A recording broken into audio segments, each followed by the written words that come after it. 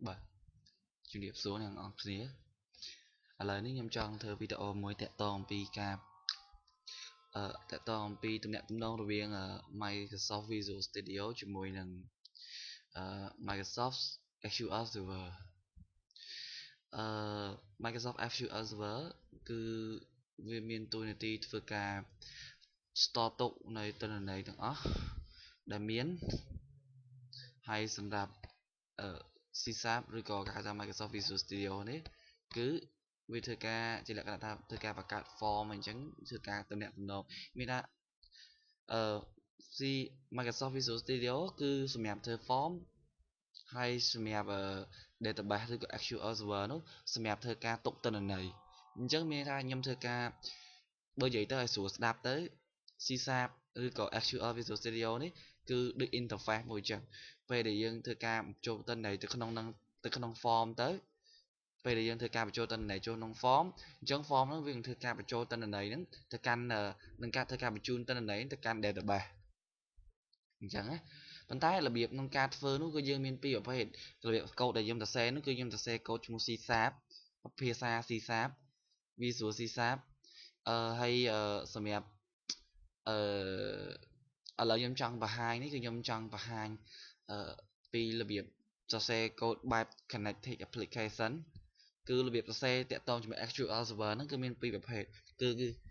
connected application hoặc disconnect application chắc là lại dân trong là xe pi tẹt tông cho mỗi connect application chắc là lại dân thơ ca và ca project mới từ bỏ những cái thành nhiều project và tọt mọi dân do cả lại ném những đôi chùa cho những đạn thá nhưng anh ấy những data tam chặt dưỡng những data connection á connection application hay là cái này dương họ browser hoặc là dương đạn thế đạn folder nó sủa dương từ hồ với tay những đạn lên desktop hay dương vô Microsoft chỉ sai vô Windows Form application dương từ ok làm bài từ ca project nếu bây giờ dương thư ca và ca project hai viên thư ca main form muối dưỡng main form muối rồi có form design nữa sẽ bảo dương thư ca design interface dương chẳng bàn ta vậy thì dương kết á ở lời ní nhâm chẳng ở vậy thì nhâm chẳng thưa lời ní kia nhâm chẳng mình tha nhâm thư ca và cho nhâm thư ca và ca form muối để form nó sẽ đẹp thư ca và cho tên này hãy phải cho máu và cho mà actual visual chỉ sai phải cho máu actual server cam si Microsoft Azure Server chẳng dân thư ca và cả database mùi chúng ta lợi nhưng mà cả database nhưng miền database hoa nhau máy chẳng phải nhưng mà cả hết trong miền chua database giống chua relationship hay không relationship nó nhưng miền table tiết kiểu nhưng miền table chỉ tràn chúng ta lợi nhưng đôi cho table tầm mũi kiểu table relation chỉ sai region chẳng là lợi nhưng tầm mưa nó table region giống miền đây là miền cái là mấy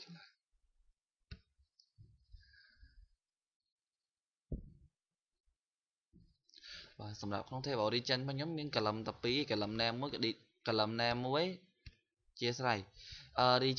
chân ai đi mới đi chân nam mùi không cà lầm nam đấy miếng tập pí thế chia phết ba cha tầng pí chân là lỡ nhưng mà cả for muối miếng tập phần năng thế miếng ta ok miếng tech box nhưng do tech box nhưng mà cú mẹ nghi sự với chó nhưng do lạc đế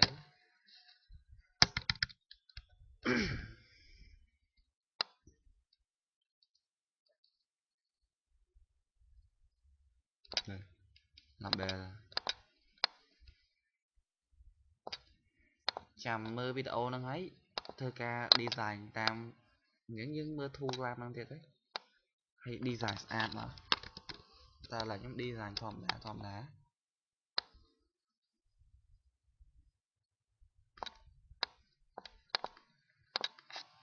nhầm Việt Nam vía đã thá đi chân này đi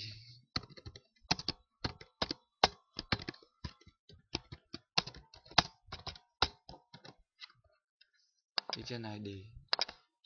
đấy nhầm đã cho mua ai tịch bọc nô hai anh mình đã cho mua tịch bọc vừa tha đã cho mua tịch bọc vừa nghe số dương hai bây giờ xe cốt nó dương hai dương đang hạ tịch bọc nó thoa cả lòng ấy cả lại chắc như ở trần lòng nhầm đã thì ai đi hay tịch bọc mình đi với nhầm đã thì thí nèm พวกอะไรนี่ region name mà region name ok ok จะลองកន្លែង name នេះបន្លោះ name នេះគឺយើងសំដៅទៅលើគេថា name ផុសវាណាហើយកន្លែង text នេះគឺសំដៅទៅលើ text នេះជំរឿពេលខ្ញុំធ្វើសរសេរចូលទៅវាដូរហើយ region name ដាក់សធំ enter មកដូរហើយចឹងកន្លែង text នេះគឺសំដៅទៅលើអក្សរនៅ label នេះហើយនៅពេល text box យើងធ្វើការសម្គាល់បើនិយាយទៅកន្លែង name នេះគឺសម្រាប់ឈ្មោះសម្រាប់ធ្វើការសម្គាល់ពេលយើងហៅអក្សរកូដវិញឥឡូវខ្ញុំបង្កើតប៊ូតុង3ទីប៊ូតុងទី1គឺខ្ញុំចង់ឲ្យវាធ្វើការ insert តនន័យបញ្ចូលតនន័យប៊ូតុងទី1ហើយខ្ញុំដាក់ឈ្មោះឲ្យប៊ូតុងខ្ញុំឈ្មោះថា insert ប៊ូតុងឈ្មោះ insert ហើយប៊ូតុងទី2ខ្ញុំឲ្យវាធ្វើការកែប្រែតនន័យមានថាឲ្យវាកែប្រែតនន័យមានថាយើងចង់ឧទាហរណ៍យើងបញ្ចូលហើយយើងចង់ដូរវិញអញ្ចឹងយើងចង់កែនិយាយតែកែប្រែយល់ហើយខ្ញុំដាក់ឈ្មោះវាហើយដាក់ឈ្មោះសម្គាល់ឈ្មោះ update ហើយដាក់ឈ្មោះឲ្យគេវាសូនៅក្នុងប៊ូតុងហ្នឹងដាក់ឈ្មោះថា update អូខេ update ដែរនេះដូចគ្នាខ្ញុំដាក់នេះខ្ញុំចង់ delete អញ្ចឹងខ្ញុំសេថា delete ហើយនេះខ្ញុំកែដាក់ថា delete ប៊ូតុង delete បាទឡើយខ្ញុំ design ប៉ុណ្ណឹងហើយធ្វើឲ្យស្អាតជាងនឹងទៀតមកអូខេឥឡូវខ្ញុំចូលសរសេរកូដ double click លើ form ណាចុចម្ដងទៀតនេះ double click លើ main form ប៉ុន្តែយើងមិនមែនតែក្នុង main form ទេព្រោះយើងចង់ប្រកាសវាជា global variable ដើម្បីឲ្យមានន័យថាយើងប្រកាសវាតែម្ដងអញ្ចឹងគ្រប់ form ទាំងអស់យើងប្រើបានហ្មងមានថាច្រឡំយើងប្រកាសវាអញ្ចឹងគ្រប់ form មានថាមួយ form យើងហ្នឹងយើងប្រើតែមួយហ្នឹងទេយើងមិនបាច់បង្កើតពីរដងអីខ្ញុំហត់ទេបង្កើតតែម្ដងហើយដើម្បីយើងប្រើ class របស់ SQL Server បានយើងត្រូវប្រើ namespace មួយដាក់ថា using system.data.sql client ហើយឥឡូវយើងប្រកាសវាជា global នៅកន្លែងនេះនៅណាក៏បានដែរឲ្យតែយួរឲ្យតែកុំឲ្យនៅក្នុង method នេះតែឥឡូវខ្ញុំប្រកាសវានៅខាងលើខ្ញុំហៅថា SQL ដើម្បីធ្វើការឲ្យទំនាក់ទំនងរវាង C គេហៅថា Microsoft Visual Studio នេះជាមួយនឹង SQL Server ស្គាល់គ្នាខ្ញុំប្រើ keyword មួយខ្ញុំប្រើ class មួយឈ្មោះថា SQL connection វាមានតួនាទី connect ទៅកាន់ database អញ្ចឹងខ្ញុំដាក់ឈ្មោះ object ឈ្មោះ con ស្មើនឹង new ព្រោះវាជា class អញ្ចឹងយើងត្រូវប្រកាសវាដូចជា class អញ្ចឹងស្មើនឹង connection បាទហើយ semicolon ក្នុងវងកញ្ចក់នេះគឺខ្ញុំវាយឈ្មោះ server ឥឡូវខ្ញុំវាយចេះណា server ស្មើ server ស្មើហ្នឹងគឺចង់សំដៅទៅលើ server កន្លែងនេះ server របស់ SQL server អញ្ចឹងឈ្មោះអីគេនេះរបស់ខ្ញុំឈ្មោះ longd SQL server អញ្ចឹងខ្ញុំសរសេរក្នុងហ្នឹង longd SQL server ដែរបន្ទាប់មក semicolon ដក clear ប្រាប់គេពី database ដែលយើងចង់ធ្វើការបញ្ចូល database ឬក៏កែប្រែផ្សេងៗហ្នឹងប្រាប់គេឈ្មោះ database អញ្ចឹងខ្ញុំទៅមើលឈ្មោះ database ខ្ញុំវិញខ្ញុំចង់បានអីគេយកមកប្រើតែសម្រាប់ក្នុងវីដេអូនេះខ្ញុំចង់យក database មួយឈ្មោះថា region ឈ្មោះថា relationship នេះអញ្ចឹងឃើញហើយខ្ញុំយក table ហ្នឹងមកខ្ញុំយកមកយើងវាយចូលក៏បាន copy ក៏បានដែរតែខ្ញុំចង់ copy អញ្ចឹងវាស្រួល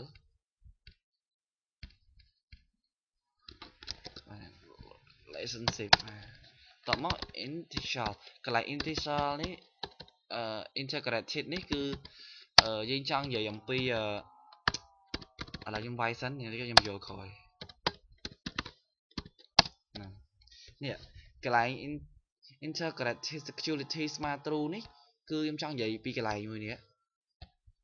បើសិនជាយើងអត់មាន password ទេឃើញ username ខ្មៅហ្នឹងឯងបើសិនអត់មានទេយើងប្រើ integrity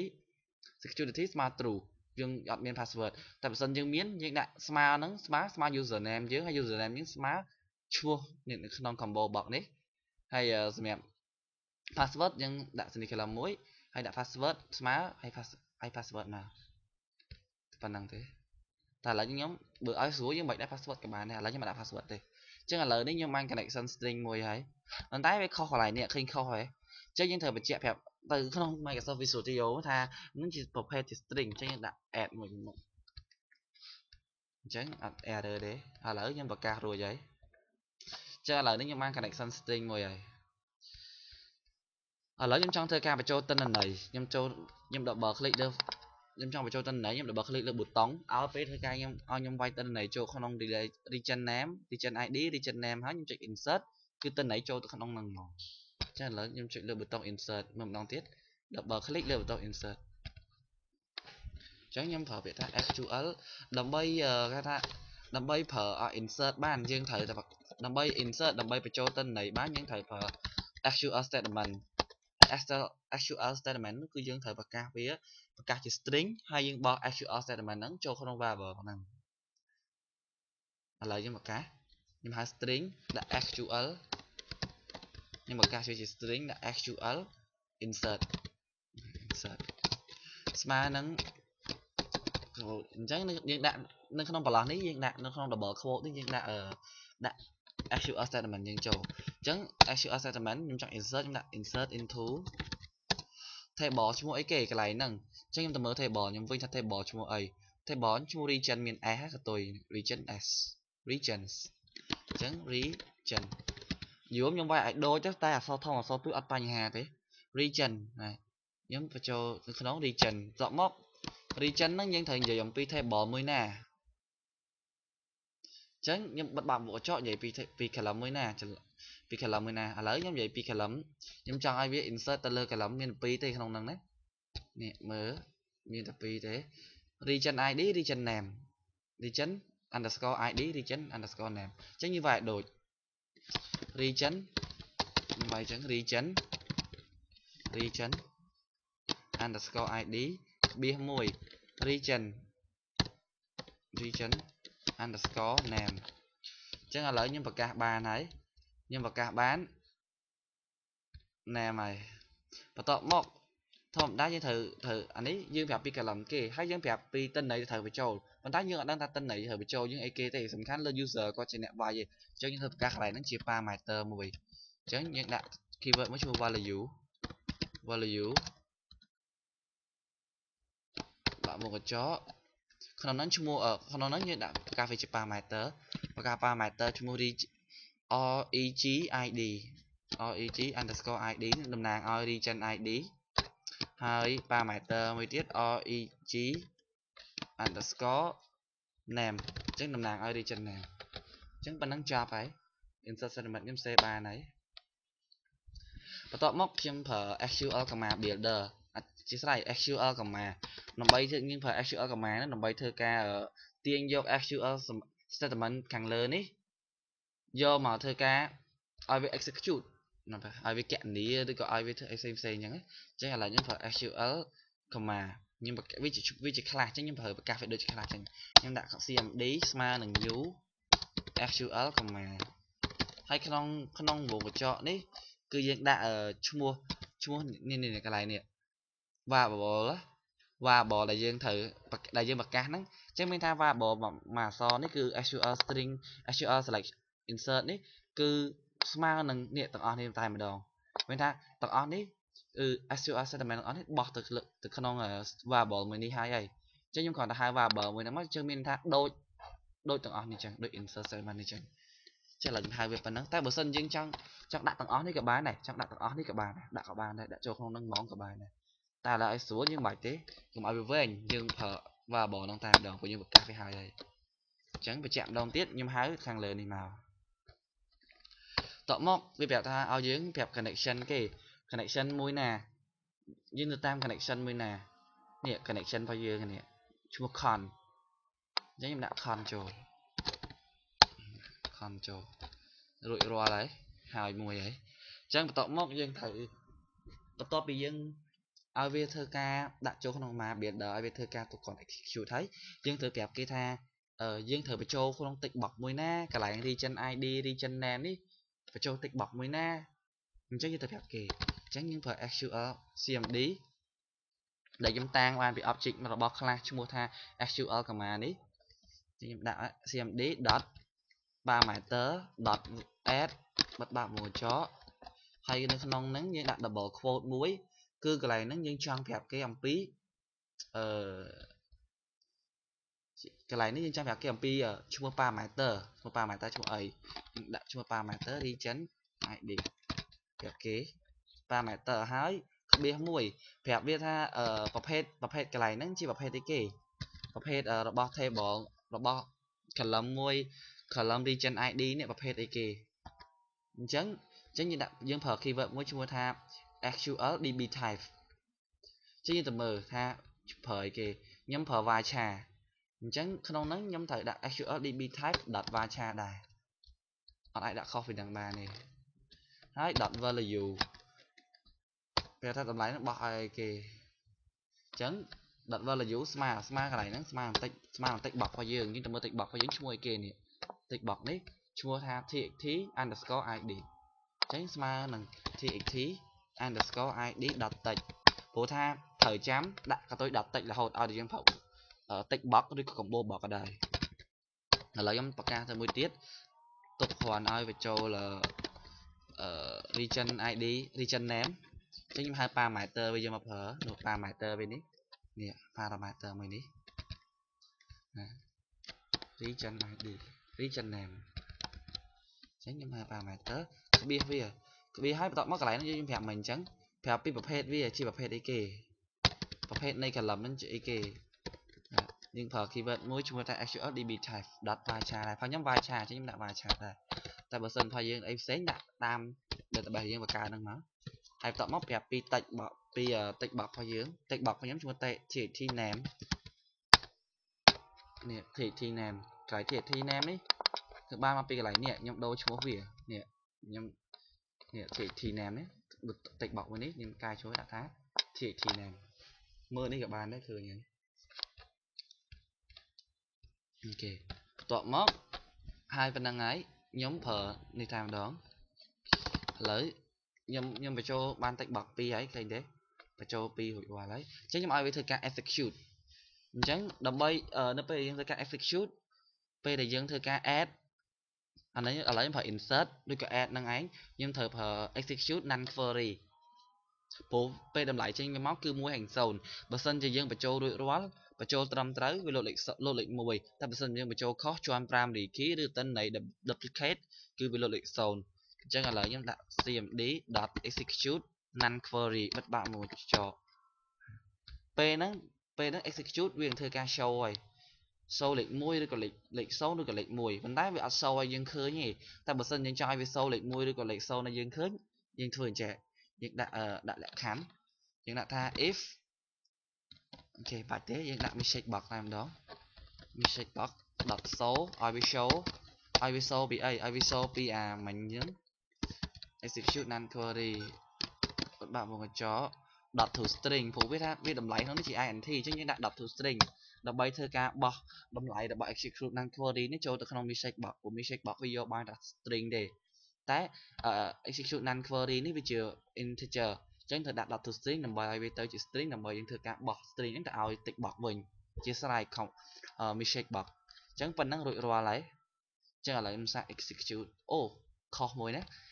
យើងត្រូវការបើក connection សិនសម្រាប់ការបើក connection នេះត្រូវការបើក connection គេដូចយើងចូលផ្ទះត្រូវការបើកទ្វារអញ្ចឹងណានេះត្រូវការបើក connection សិន con connection អញ្ចឹងឡើយនេះខ្ញុំដាក់ con .open ឲ្យវាបើកណាបន្ទាប់មក con យើងត្រូវបើកឲ្យត្រូវបិទវិញព្រោះថាយើងបើសិនអត់បិទទេយើងមានកូដអីនៅខាងក្រោមហ្នឹងប្រកាសជា error ហើយនៅខាងក្រោមចេះប្រកាសជា error ហើយខុសដោយសារខ្ញុំភ្លេចដាក់បិទបើកមុខកញ្ចក់ព្រោះវាជា method អញ្ចឹងត្រូវការបិទបើកមុខកញ្ចក់ហើយអូខេឥឡូវខ្ញុំ run test មើលមួយអូខេឥឡូវខ្ញុំបើក SQL ឲ្យមើលបើកមើលតិនន័យអូខេឥឡូវយើងមើលអ្នកគ្នានេះកន្លែងនេះឥឡូវយើងមើល ID miên thầm son son chì hái ném mua kill là nhầm đâu đã trả lời nhầm và cả nhầm insert cho mới tiết nhầm đã son son son son bị đó kề miên cho văn thế hái ném ném đã ở Norton sala nhầm miến hay cho insert error incorrect syntax not available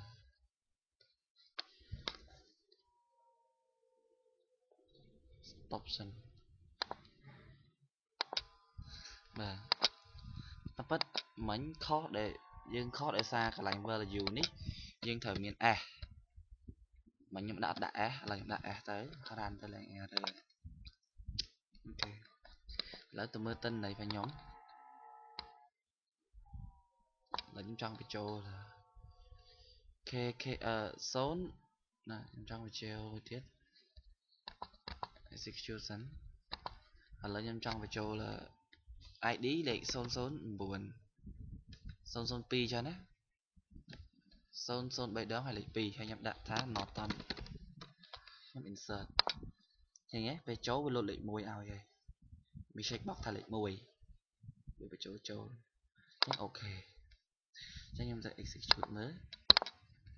bánh nhắm son son son pi son son son pi nó toàn thành châu lấy cái châu lắm đấy thời code mùi insert mùi hái lấy dân nơi update hay delete lạiจะ sẽ code update គឺ update យើងធ្វើដូចយើងទៅ set ដូចគ្នាដែរដូចគ្នាទាំងអស់អត់មានខុសគ្នាទេខុសត្រង់កន្លែងនេះទេខុសត្រង់កន្លែងនេះមកជួរទេខុសត្រង់តែកន្លែងនេះយើងដូរ actual statement ចេញយើងដាក់កន្លែងនេះយើងដូរ actual statement យើងដាក់ update វិញព្រោះយើងចង់កែប្រែទិន្នន័យអញ្ចឹងឥឡូវខ្ញុំសរសេរមួយ select string ខ្ញុំបង្កើត string មួយហើយដាក់ឈ្មោះ variable ឈ្មោះថា actual update ស្មើនឹងlại chứ chúng ta phải update nhưng trong cái print này đấy cái phần keyword update update là chua table chua table chua region bên a hai tập mod set set đối với dương cầm nọt table mười nè chỉ sẽ lại cả lầm mười nè chứ nhâm chân iv update iv cái print này lơ cả lầm mũi chua thá region name chứ nhâm đã region name cả lắm chua region name và tập mod smart nâng region name nó nhưng chẳng miền thay dương đăng cả là mày ta dương trong cái pattern này cho tao không nói chuyện ấy cái vịnh ta giờ đăng thay dương thở bị trâu ấy thì súng khá là user có trong bị trâu lỡ ấy chẳng thời tang với chữ parameter tang chữ parameter thì đấy đã thá vị trí underscore name tọa bao nhiêu thời phở keyword mùi vi ha ở với update nó tờ lơ cái này nè tờ lơ súng qua cái này nè để dương trong với update đôi ta đang trong update tờ lơ cái này nè chứ thời phở thắt update ở lại điด้วยกอะไรนี่จังเวียนนั่นคือสำหรับแต่เลยแหละคันจังยำจังไอเวียอัปเดตแต่เลยถ่วงอะไรกี่สไลด์region ID เป็นสไลด์ region ID cái ai cài name bànจังยำสไลด์เวีย region ID โอเคจังยำได้ขลังมวยชัวร์ region ID เวีย region ID smartหนังไอ้เก๋สำคัญเลยเก๋เนี่ยไปโจจังยอดดังยังเถอะการชิปมาใหม่เตอจังยำได้ท่า region underscore ID วันนั้นจะไปhay khang khổm lý là sẽ đối kia thật mà câu mà khang khổm đi cư dân là sẽ đối kia thật tránh nhóm copy đặt cho mong sẽ đối kia thật thì sẽ đối trả lời đài thì ta còn đô cái này nè đô cái này ha actual comma biển actual comma cái này ní dân đô chung string phải dừng chung actual string phải dừng tránh connection string nhưng thằng nhóm cứ actual update lấy đô đã update vậy và nó đôi khi chào phải bắt ba connection này execute năng phô để đôi cái này p về chỗ p đại về chỗ thử lộ lịch muối và chỗ ở chỗ lộ lịch bị update ở chỗ lộ lịch ở trên slide update ở chỗ lộ lịch xấu chắc là nhâm đàn cầu ok là nhâm đàn chỗ nhâm bạc này ao nữa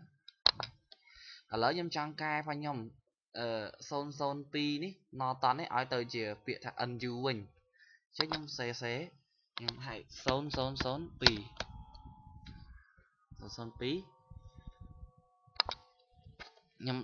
nhâm select យកឲ្យវា update កន្លែង ID ដែលវាមានលេខ002ខ្ញុំឲ្យវាទៅជា unU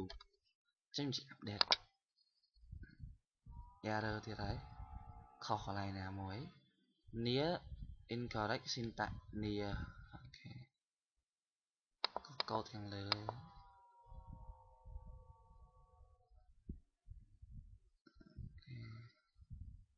ខុសកូដមួយតបសិន insert chat name អត់មានខុសទេ validate ID ស្មើ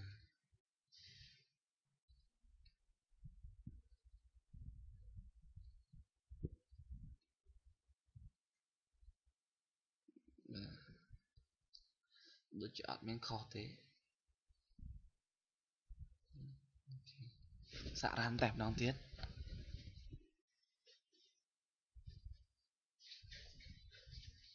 ចង់ឲ្យធ្វើការកែលើ002 ID 002កែពី normal ឲ្យទៅជា new ខ្ញុំ update incorrect syntax near អូខេខុសកន្លែងចុចខ្ញុំមើលសិនខុសកន្លែងណា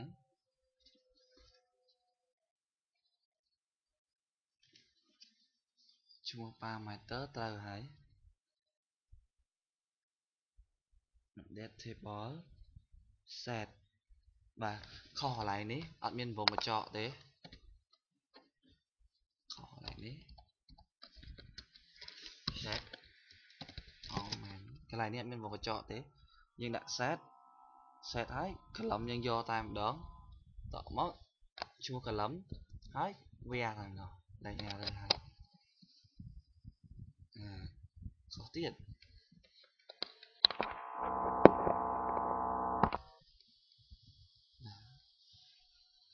អូខេតាមពិតទៅសេត្រូវហើយដាក់ចោលត្រូវដែរឥឡូវឲ្យវា mistake box ដាក់ថា mistake box ហើយវាលើក mistake box មក mistake box ដុតសូឲ្យវាធ្វើការ show ឲ្យវា show អំពីពេលដែលវាចូលវាលុតលេខ1អត់ចូលលុតលេខ0ចឹងខ្ញុំបង្កើត int មួយដាក់ int ជួ test ចឹងខ្ញុំឲ្យ test ស្មើនឹង execute និង query ចឹងក្នុងនេះខ្ញុំហៅ test ខ្ញុំដាក់ចូលចឹងពេលដែលខ្ញុំ run ទៅតន័យនឹងបានមកថាបើសិនជាចូលលុតលេខ1អត់ចូលលុតលេខ0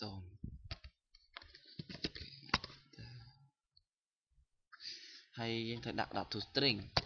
ខុសដោយសារត្រូវដាក់ dot to string ព្រោះថាយើងជា integer តែក្នុង message box នេះវាស្គាល់តែ string ទេអញ្ចឹងត្រូវដាក់ dot to string convert ទៅ string ដើម្បីបោះចូលក្នុង message box ឲ្យវា show មកអញ្ចឹងនៅពេលដែលចូលលុតលេខ1អត់ចូលលុតលេខ0គេឥឡូវខ្ញុំចង់កែ002 NU ឲ្យទៅជា Norton 002 NU ឲ្យទៅជា Norton វិញខ្ញុំ update អូខេលុតលេខ1មានថាចូលហើយ execute នេះ002 Norton អញ្ចឹងឥឡូវរួចរាល់មួយទៀតហើយ update ខ្ញុំកែទៅជាខ្ញុំសរសេរកូដមួយទៀត delete ប៊ូតុង delete ដូចគ្នាដែរដូចគ្នាមួយ update ដែរយើងត្រូវពេកប្រាប់គេថា delete ហ្នឹង delete នៅ ID មួយណាអញ្ចឹងណា delete អូខេស្មើកូដមួយអញ្ចឹងខ្ញុំសរសេរ delete table អីគេ table region បាទពីអីគេ var តែយើងត្រូវថាលុបពី table region ប៉ុន្តែនៅកន្លែង ID លេខប៉ុន្មានអញ្ចឹងយើងដាក់ថា var region underscore ID ស្មើនឹងយើងដឹងថាលេខប៉ុន្មានទេសំខាន់ user អញ្ចឹងយើងដាក់ parameter ស្មើ region underscore ID យើងប្រើ SQL command builder ដូច command ដូចគ្នា SQL command ខ្ញុំប្រកាសថា delete បាទប្រកាសវាហ្នឹងសំខាន់លើយើងស្រេចយើងប្រកាសយើងដាក់ថាមិនក៏បានដែរដូចយើងដាក់ឈ្មោះអីក៏បានអញ្ចឹងក្នុងនេះយើងដាក់ SQL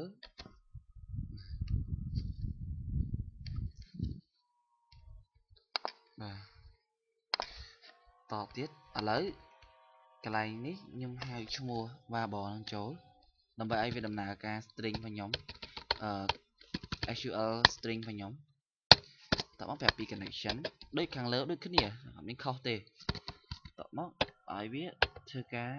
ខ្ញុំឈ្មោះ delete អញ្ចឹងខ្ញុំហៅ delete យកមក delete dot parameter dot add ឲ្យគេបញ្ចូលពីកន្លែងណាកន្លែងវា region id region underscore id ប្រភេទជាអីគេ column ហ្នឹងប្រភេទជា db type actual db type ប្រភេទជា varchar អញ្ចឹងដាក់ varchar dot value ស្មើនឹង tick box មួយណានេះ tick box ខ្ញុំ tick box ឈ្មោះថា ttid អញ្ចឹងយើងដាក់ tt underscore id tt underscore id ដត text សំខាន់ត្រូវដាក់ដត text អូខេតមកខ្ញុំឲ្យវា execute delete ហើយ execute none query ដូចគ្នាលុបបានលុបលេខ0លុបអត់បានលុបលេខ1ជាស្រ័យលុបបានលុបលេខ0លុបបានលុបលេខ1លុបអត់បានលុបលេខ0ចេញលេខ0អញ្ចឹង delete dot execute none query បន្តមកបញ្ចប់ប៉ុន្តែយើងចង់ឲ្យវាធ្វើការ show តន័យឲ្យយើងឃើញអញ្ចឹងខ្ញុំត្រូវដាក់ឲ្យវា show តន័យយើងឃើញធ្វើអញ្ចឹងអត់ឃើញទេតែវាចង់ឲ្យវាឃើញយើងធ្វើចេះគឺយើងប្រើឲ្យវាឃើញ load mistake ឲ្យយើងមើលយើងប្រើ mistake box dot show ឲ្យធ្វើការបង្ហាញអីគេបង្ហាញ execute none query ហ្នឹងឯងអញ្ចឹងកូដមកកដប់នេះពេលដែលយើង run ទៅធៀបពិតវាចេញលេខ1លេខ0តែយើងចង់ឲ្យវា show យើងឃើញព្រោះយើងសេអញ្ចឹងអត់ឃើញទេអញ្ចឹងយើងត្រូវដាក់ឲ្យវាលេខ0និងលេខ1អញ្ចឹងដាក់ប៉ុណ្ណឹងចូលក្នុងវងកញ្ចក់ឃើញខុសហ៎ខុសដោយសារអីដោយសារតែ execute none query នេះវា execute ចេញមកតម្លៃជា integer អញ្ចឹងមិនអាចបោះចូលក្នុង text box បាន combo box បានឬអធិស្ឋានmistake box បានទេព្រោះ mistake box វាត្រូវការតែ string ទេអញ្ចឹងខ្ញុំ convert វាទៅ dot to string convert វាទៅជា string ប៉ុណ្ណឹងចប់ហើយយើងត្រូវមួយទៀតយើងត្រូវបើក connection សំខាន់ត្រូវការបើក connection សិនដូចសំខាន់យើងត្រូវបើកទ្វារផ្ទះសិនណាអូខេសំខាន់បើកទ្វារផ្ទះសិនអញ្ចឹងយើង open connection ត្រូវការបើក connection ហើយចប់ក៏ត្រូវការបិទ connection ដែរបើយើងអត់បិទ connection ទេមានកូដអីខាងក្រោមហ្នឹង error ទៀតហើយអញ្ចឹងខ្ញុំដាក់ dot close បិទយើងថា con dot close ហើយ con បានពីណា con មកបានពីលើនេះមកវិញខ្ញុំប្រកាសជា global នេះតោះអូខេឥឡូវខ្ញុំ run អូខេឥឡូវខ្ញុំចង់ឲ្យអ្នកនរគ្នាមើលខ្ញុំចង់ធ្វើការលុបទៅលើលេខ ID 002រាល់តន័យដែលមាននៅក្នុង002លុបចោលទាំងអស់រួមទាំង002ផងអញ្ចឹងឥឡូវខ្ញុំដាក់0002ហើយខ្ញុំចុច delete បាច់លុបលេខ1មានថាអូខេជោគជ័យហើយខ្ញុំ execute មើលណា002ចាំមើល execute ដូច refresh ឃើញបាត់ទេអត់ឃើញ002ទេឥឡូវខ្ញុំចង់លុប00k ខ្ញុំចង់លុបខ្ញុំវាយចូលក្នុងហ្នឹង 00k 00k delete អូខេបានហើយ execute ផាច់ដាច់បាត់អស់បាត់អូខេយើងធ្វើការចុចបិទប៉ុណ្ណឹងទេអញ្ចឹងវីដេអូខ្ញុំចប់ហើយពេលយ៉ាងក្រោយខ្ញុំនឹង